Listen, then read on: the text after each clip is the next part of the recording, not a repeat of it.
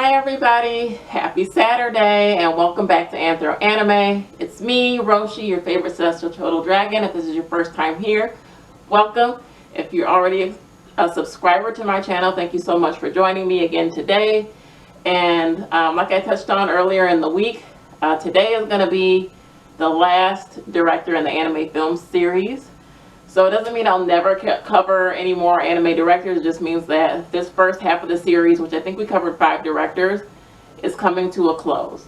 So if you guys want me to do another version of the series, or there's a director that you'd like me to cover, please leave their name down in the description box below, and I'll look into them and start building the next series if you guys want to see that. But anyways, let's get started. So the last director in the anime film series is Satoshi Kon. He was born October 12th, 1963. He's a Libra. Yay, Libras. He was born in Hokkaido, Japan. He started out as a manga artist and then slowly progressed into directing. So he started off doing manga. Then he started off doing animation. Then he went to directing. So he's worked on lots of different projects, has a lot of different arts and media in his background. And a lot of his films were pretty progressive for that time. So they definitely looked at more adult themes, more mature themes. His first directorial debut was a film called Perfect Blue. Perfect Blue is Satoshi Kon's directorial debut. It's about a young pop idol who leaves at the height of her pop stardom to become an actress. To do that, she has to shoot some explicit scenes on a TV show.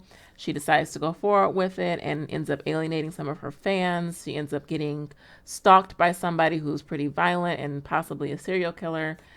She gets somebody's going after her that's impersonating her.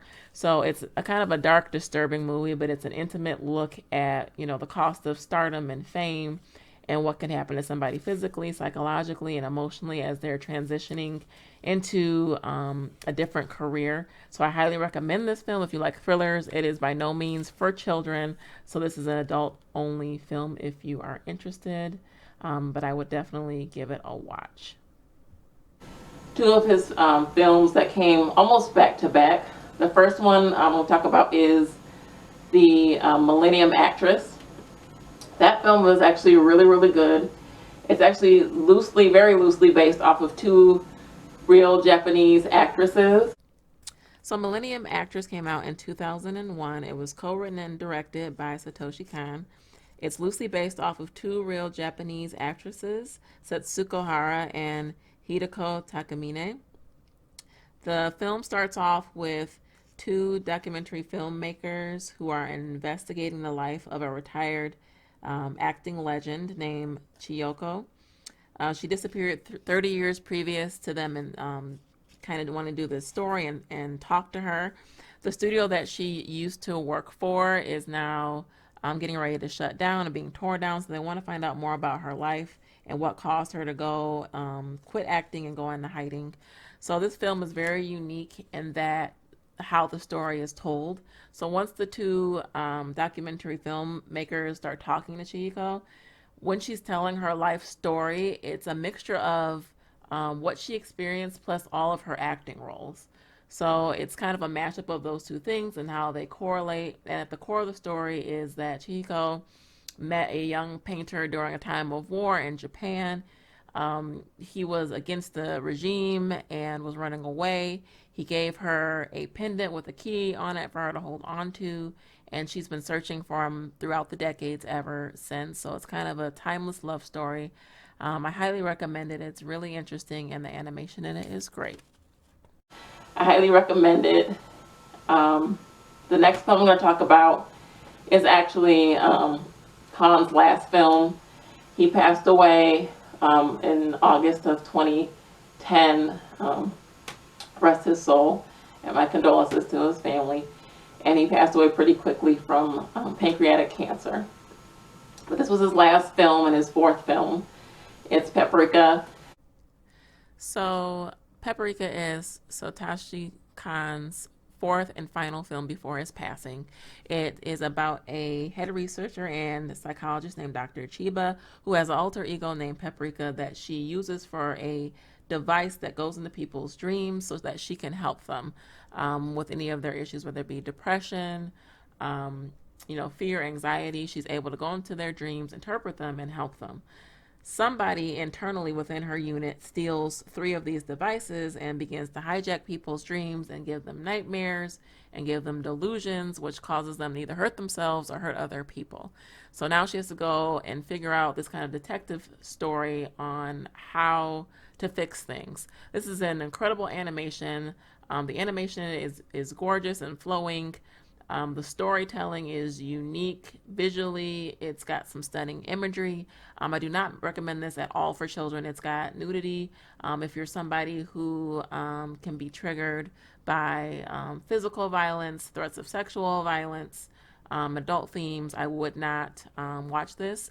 But I thought it was very unique, and I think everyone should view it at least one time in their lives. I really, really enjoyed this film. If you like thrillers or detective stories, you'll like this.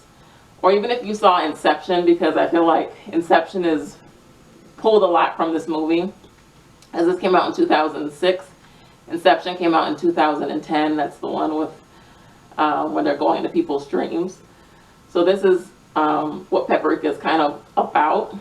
I highly recommend this. The animation in both of these films was excellent.